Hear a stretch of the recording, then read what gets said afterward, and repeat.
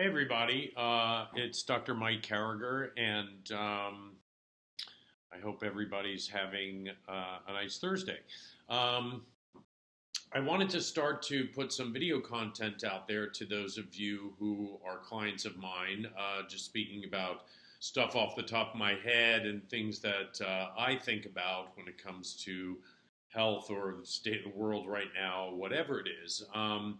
And one thing that's come up a lot with my patients as I've spoke to them over the past couple months is how they haven't been eating great. They've been sheltering at home. They're watching Netflix. They're off their routines, and so there's a lot more junk food eating. And they put on, they call it the COVID-19, like freshman 15.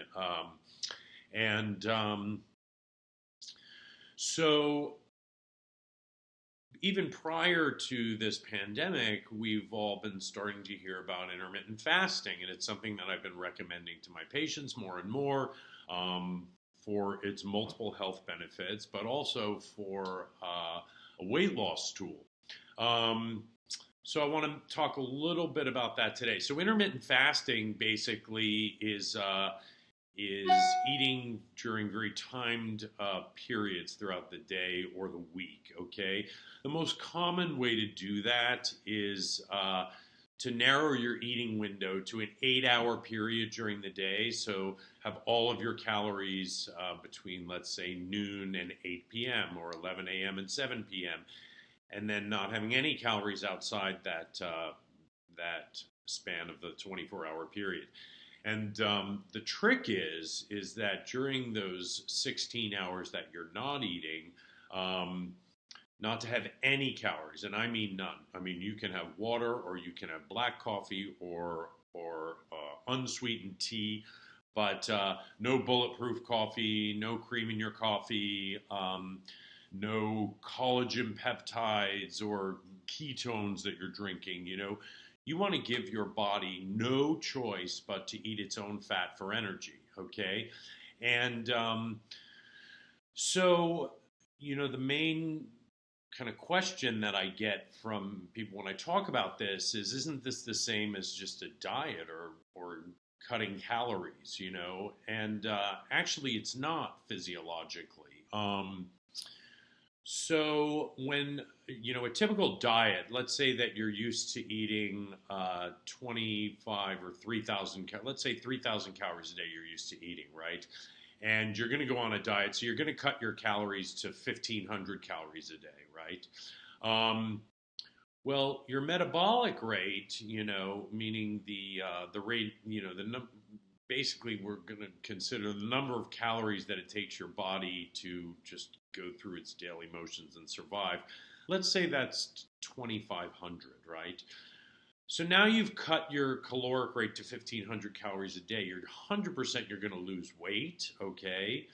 However, you slow your metabolism down and you lower your metabolic rate. So now, once the diet's over and you've lost that weight and you start eating again, you don't even have to go back up to your prior level of eating. You just have to go up a little bit, and you're going to be eating above your metabolic rate, and you're going to put on weight fast. And this is essentially the reason that almost every diet known to mankind takes a curve like this. People lose weight, then it flattens out, and then they gain the weight back again. It's almost bankable. You can bet money that it's going to happen, whether it's Weight Watchers, whether it's the grapefruit, diet, whether it's the potato diet, whatever the diet is.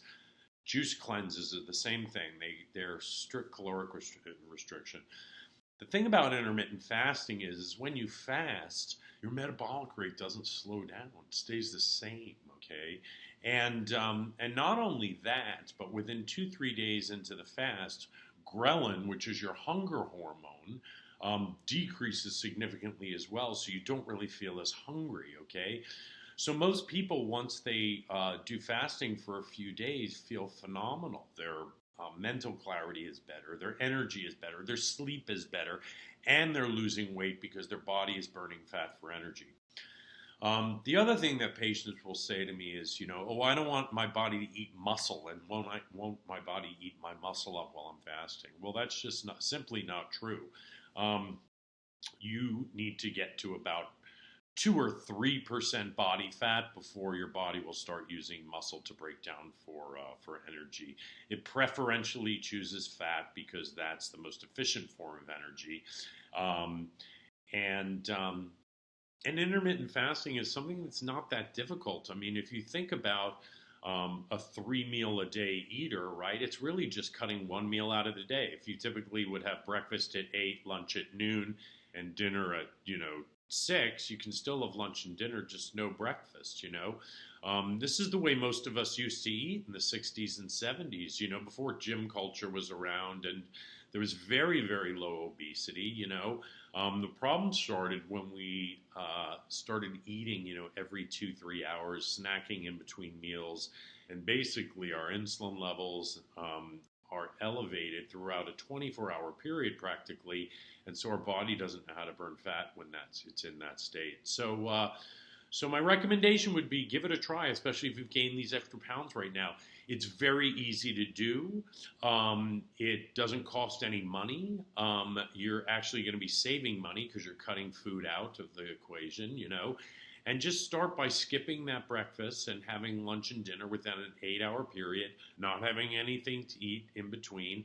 And you don't even have to pay so much attention to what you're eating during the 8-hour period. I mean, obviously, you're not going to want to gorge yourself, but give it a shot. Have a sensible lunch, a sensible dinner, and I think you'll see the results very quickly. So that's today's advice, and stay tuned. I've got more coming. Okay, take care now. Bye.